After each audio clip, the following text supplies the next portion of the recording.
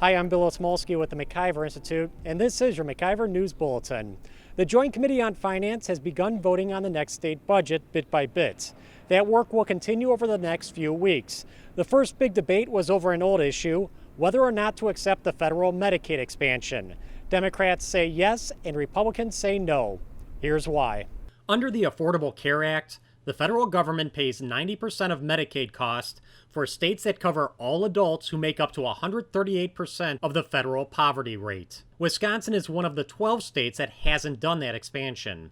Instead, Wisconsin covers everyone who makes up to 100% of poverty and encourages everyone else to get private plans on the Obamacare exchanges.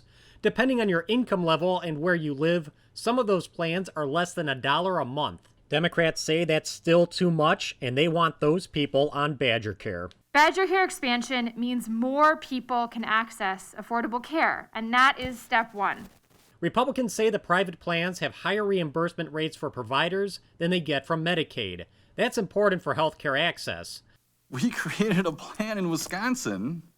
We've done things, the reinsurance, to help bring down the rates for folks on private health insurance on the exchange, that we know helps our hospitals and doctors get better reimbursement rates and provides access for folks on those health insurance plans to go to those clinics that are associated with those health insurance plans, not end up in emergency rooms like so many of our Medicaid welfare insurance patients do.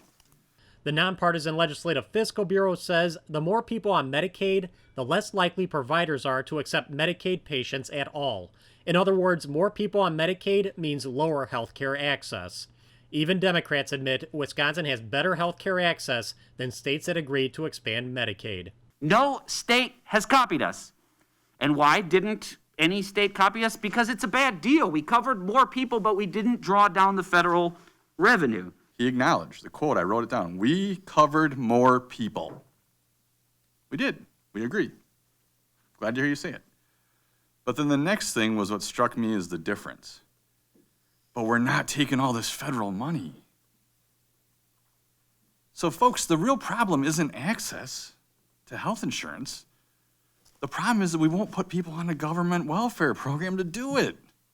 Democrats argue that federal money is no trifle amount, $1.6 billion over the next 2 years. It's our money. It should come back here. There are no strings attached to that $1 billion with the exception of expanding Medicaid. Republicans say Democrats' obsession with that money means they don't really care about health care access.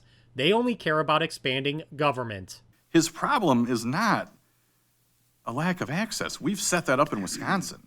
Problem is we won't put people on government assistance because we see there's a private sector plan available, and we should be utilizing that. The Joint Committee on Finance voted to not expand Medicaid in Wisconsin on a partisan 12-4 vote.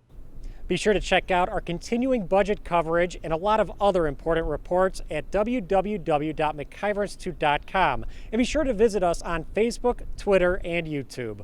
For the McIver Institute, I'm Bill Osmolsky, and this has been your McIver News Bulletin.